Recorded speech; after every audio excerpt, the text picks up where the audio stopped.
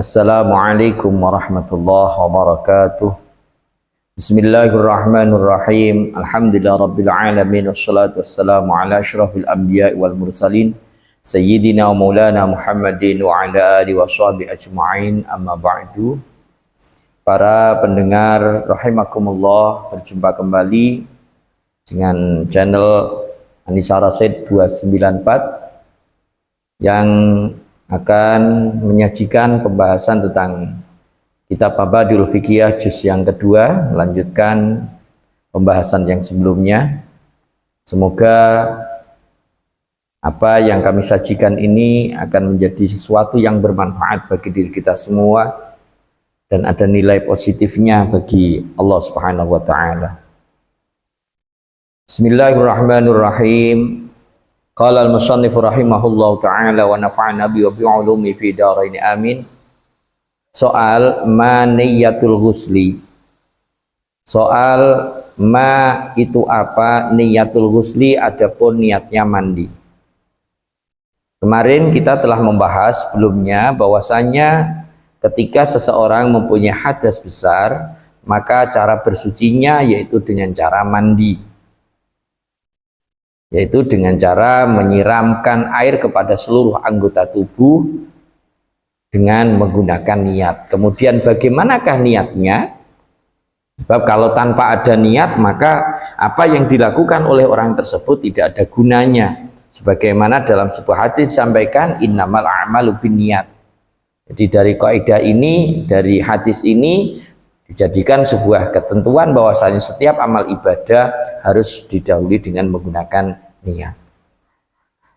Kemudian kita akan membahas tentang masalah bagaimanakah niat ketika kita mandi dari hadas kecil, dari hadas yang besar.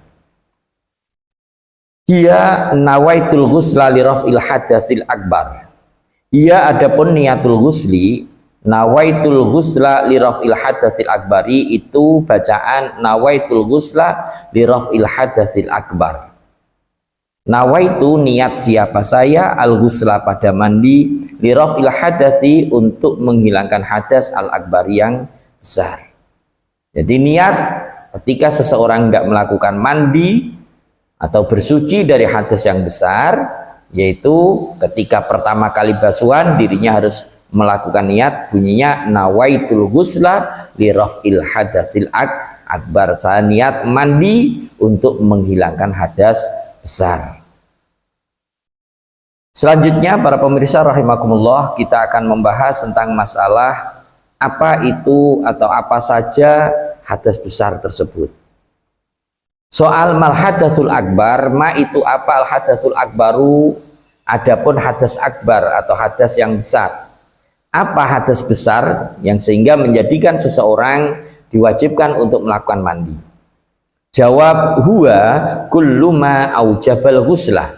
Huwa adapun al hadasul akbar, kullu ma itu tiap-tiap perkara aujaba yang mewajibkan apa? Ma al ghusla kepada mandi. Hadas besar adalah setiap perkara yang mewajibkan seseorang untuk melakukan mandi. Soal malladhi yujibul ghusla. Ma itu apa? Alladhi adapun perkara yujibu yang mewajibkan apa? Alladhi al-ghusla pada mandi. Berikutnya tadi dikatakan bahwasanya hadas besar adalah setiap perkara atau sesuatu yang mewajibkan seseorang untuk melakukan mandi. Berikutnya apa yang menjadikan seseorang wajib untuk melakukan mandi? Jawab, al-janabatu wal haidu wan nifasu wal wiladatu wal mautu. Perkara yang mewajibkan seseorang untuk mandi, al-jinabatu itu mandi, itu jinabat, wal haidu dan haid, wan nifasu dan nifas, wal wiladatu dan wiladah, wal mautu dan mati.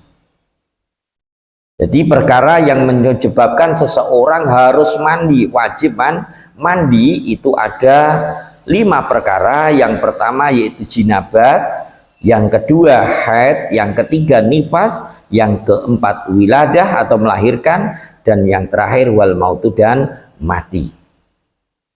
Baik, kita akan membahas satu persatu dari perkara-perkara yang mewajibkan mandi tersebut. Soal mal janabatu. Ma itu apa? Al janabatu adapun janabah. Yang pertama kita akan membahas tentang masalah janabah. Apa itu janabah? Jawab, hiya adapun al janabah al jima'u, yaitu bersetubuh, wa nuzulul maniyyi, dan keluarnya sperma. Jadi yang dimaksud dengan janabah yaitu jima atau hubungan suami istri, yang berikutnya yaitu nuzulul mani atau keluarnya sperma.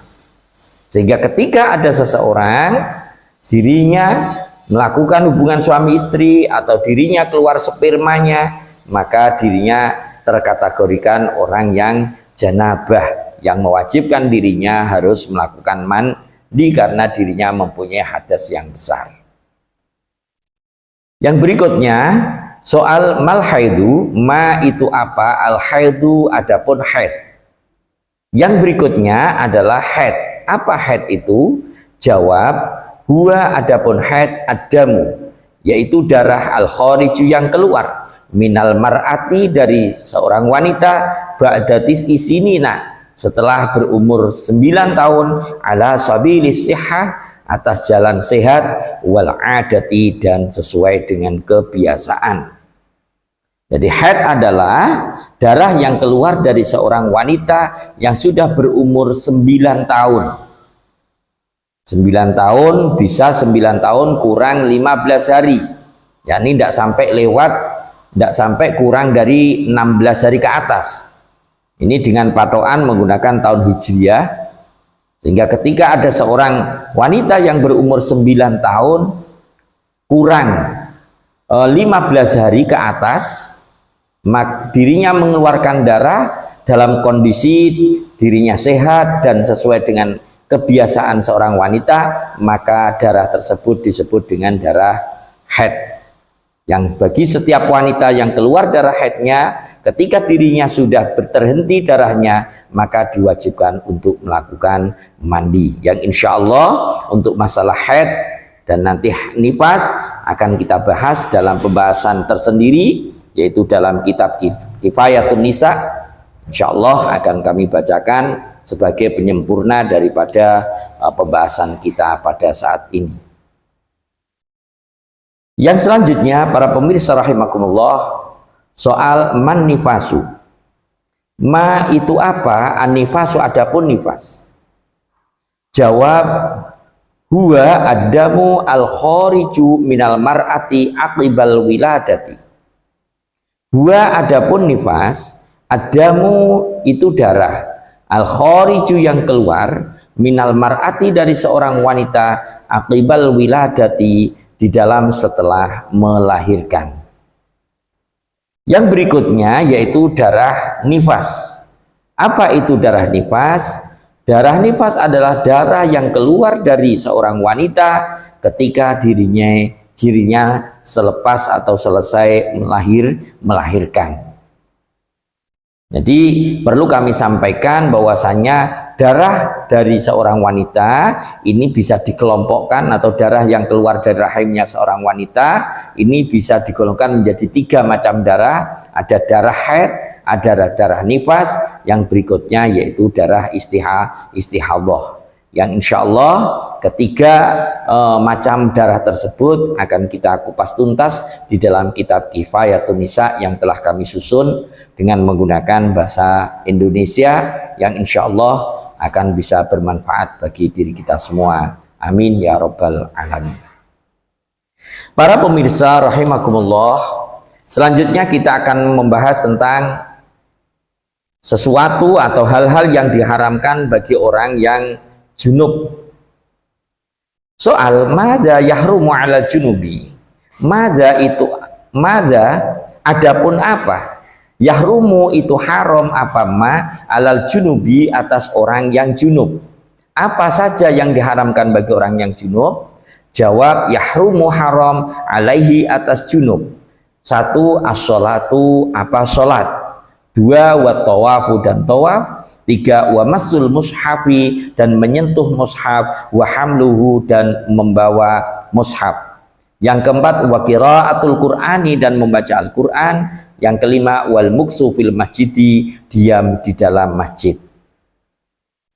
Jadi ketika ada orang junub, yakni tadi apa itu junub? Yaitu ketika seseorang habis melakukan hubungan suami istri atau seseorang keluar spermanya, maka dirinya disebut dengan orang yang junub. Maka bagi dirinya dilarang, diharamkan yang pertama yaitu sholat sebelum dirinya mandi. Yang kedua tawaf. Yang ketiga tawaf yaitu mengelilingi Ka'bah sebanyak 7 kali. Yang ketiga masul mushaf wa hamlu, yaitu membawa atau menyentuh mushaf, yaitu Al-Quran. Yang berikutnya, larangan bagi orang yang sedang junub qiraatul Quran, dirinya tidak boleh membaca Al-Quran. Dan yang terakhir, larangan bagi orang yang junub yaitu al-muksu fil masjid, diam di dalam masjid. Para pemirsa, selanjutnya kita akan membahas tentang larangan-larangan bagi seorang wanita ketika dirinya sedang mengalami haid atau sedang mengalami nifas. Soal madza yahrumu 'alal haidhi wan nufasai. Madza adapun apa?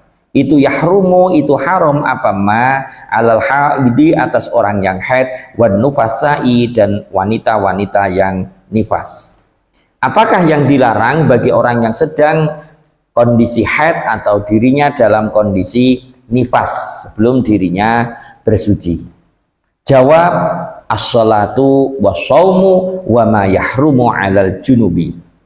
Yang dilarang bagi orang yang sedang haid atau sedang nifas yaitu yang pertama as-salat, salat, was-shaumu dan puasa, dirinya juga nggak boleh berpuasa. Akan tetapi